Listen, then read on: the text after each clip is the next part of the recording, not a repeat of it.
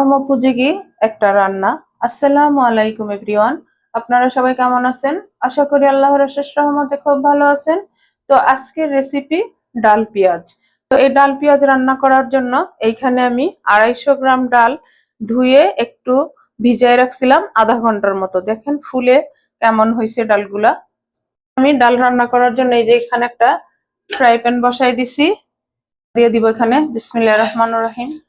পর্যায়ে দিব 4-5টা এই যে কাঁচামরিচ ফালি করে নিছি, আর একটা পেঁয়াজ কুচি,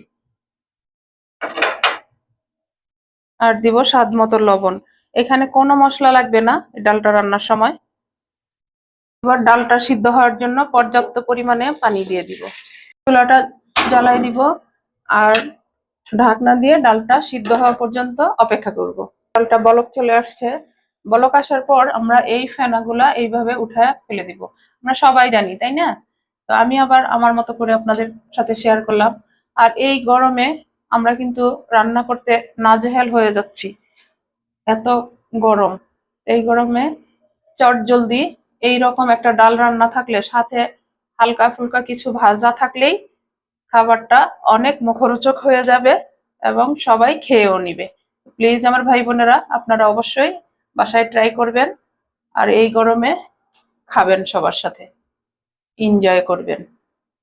এই যে দেখেন মাশাআল্লাহ ডালটা সিদ্ধ হয়ে গেছে আর সুন্দর একটা ফ্লেভারও চলে আসছে। একেবারে চট জলদি এই রান্নাটা হয়ে যায়। তো প্লিজ আমার ভাই বোনেরা বাসায় অবশ্যই ট্রাই করবেন। এই গরমে শরীরটাও একেবারে ঠান্ডা থাকবে, এটাতে তেমন কোনো মশলা যাবে না। আর আমার প্রিয় নতুন রাঁধুনি, নতুন প্রজন্মের যারা আছেন তারা অবশ্যই ট্রাই করবেন। এত সহজ রান্না কেন ট্রাই করবেন না, তাই না? ডালটা কিন্তু আমি মিডিয়াম ফ্লেমেই রান্না করে নিলাম। এখন ডালটা সাইডে রেখে দিব। এইদিকে আমি তরকা বা বাগার রেডি করে নিব। বাগারের জন্য একটা ফ্রাই প্যান বসাই দিলাম। এখন এখানে 3 চামচ রান্নার তেল দিয়ে দিব। বিসমিল্লাহির রহমানির রহিম। এই যে এই পর্যায়ে দিয়ে দিব আমি 2টা তেজপাতা, 2টা শুকনো মরিচ, 2টা কাঁচা মরিচ, হাফ চামচ সরিষা, হাফ চামচ জিরা দিব, একটা রসুন কুচি। এখন ভালোভাবে এগুলা একটু ভেজে নিব। তরকা বা বাগারের মধ্যেই এই পেঁয়াজ ডালের স্বাদটা লুকিয়ে আছে। আপনারা অবশ্যই এখানে যেই উপকরণগুলো দেওয়া হলো সবটাই দিতে চেষ্টা করবেন যখন এই ডালটা রান্না করবেন। এই পর্যায়ে দিয়ে দিব এই যে একটা বড় সাইজের পেঁয়াজ, এইভাবে কিউব করে কেটে নিছি। আপনারা আপনাদের কাছে যদি ছোট থাকে পেঁয়াজটা, ওইভাবেই মেজারমেন্টটা বাড়াই দিবেন। আমাদের এখানে অনেক বড় পেঁয়াজ, একটাতেই হয়ে গেছে। এখন পেঁয়াজটাকে হালকা ভাজবো, বেশি একটা ভাজবো না। 1 চামচ হলুদ গুঁড়া। এই যে দেখেন, বলছিলাম না আপনাদের সাথে যে এখানে কোনো মশলা লাগবে না, শুধু একটা মশলাতেই এই আজকের পেঁয়াজ ডালটা রান্না হয়ে যায়। আর খাইতে তো অসম্ভব টেস্টি হয়। অবশ্যই বাসায় বানাবেন, খাবেন, তারপর বুঝতে পারবেন যে আসলেই কতটুকু টেস্টি। আর আমার এই রেসিপিটা প্রথম থেকে শেষ পর্যন্ত দেখার প্রিয় ভাই বোনদের কাছে অনুরোধ রইল। এখন আমি এই যে ডালটা এর উপরে ঢেলে দিব। বিসমিল্লাহির রহমানির রহিম। তরকা বা বাগারের ডালটা এর মধ্যে ঢেলে দিব। মাশাআল্লাহ, লুকটা দেখেন। আমি আপনাদেরকে লুক দেখাতে পারবো, খাওয়াতে তো পারবো না। তো প্লিজ আমার ভাই বোনেরা, আপনারা চলে আসেন আমার বাসায়। এই সাধারণ একটা রেসিপি দিয়ে এত মজার খাবার হবে, মানে গরম ভাতের সাথে, বা কেউ যদি রুটি পরোটা দিয়ে খেতে চান তাও চলবে।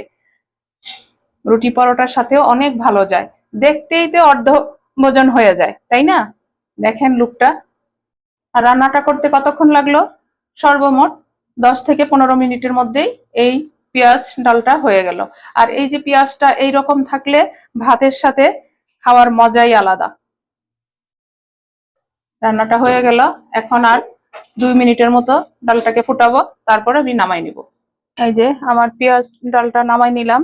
এখন আমি সার্ভ করে নিব। একটু সাইড করে নেই। এই যে একটা বাটি নিয়ে নিলাম। দেখেন মাশাআল্লাহ, এরকম ডাল হলে আর কি লাগবে? এই ডাল আর সাথে আলু ভর্তা বা আলু মাখা, যে নামেই বলেন না কেন আমার প্রিয় ভাই বোনেরা। দেখেন মাশাআল্লাহ, সার্ভ করে নিলাম পেঁয়াজ ডাল। দেখতে যেমন লোভনীয়, খাইতে অসম্ভব টেস্টি। এখন আমি এই যে একটা প্লেটে ভাত নিয়ে নিলাম। এর মধ্যে দিয়ে দিব পেঁয়াজ ডাল। এই যে দেখেন, এইরকম পেঁয়াজ সাথে থাকলে এই পেঁয়াজ ডালের সাথে আর কি চাই, কিচ্ছু লাগবে না। এই যে এই যে একটু বেশি করে নিবেন, তাহলে খাওয়ার মজাই আলাদা। এখন এর সাথে দিয়ে দিলাম আলু ভর্তা, সাথে দিলাম একটু পাট শাক ভাজা, সাথে যাবে একটা লেবু। এর মধ্যে আরেকটু যদি দেওয়া যায় রাজকীয় ভাব আনার জন্য, সেটা হলো এই যে 1 চামচ ঘি। ওফ, জাস্ট ওয়াও, আর কি লাগবে। তো আজকে এই দুপুরের খাবারটা তো জাস্ট জমে যাবে। আপনারাও বাসায় আমার এই রেসিপিটা ফলো করে পেঁয়াজ ডাল বানিয়ে একেবারে চট জলদি বসে যান খাওয়ার জন্য। তো আজকের রেসিপিটা কার কার ভালো লাগলো অবশ্যই কমেন্টসে জানাবেন, এবং কে কে বাসায় তৈরি করে খান সেটাও জানাবেন। এখন আমি আপনাদের কাছ থেকে বিদায় নিব, আবার নতুন কোনো রেসিপি নিয়ে আসবো। আল্লাহ হাফিজ।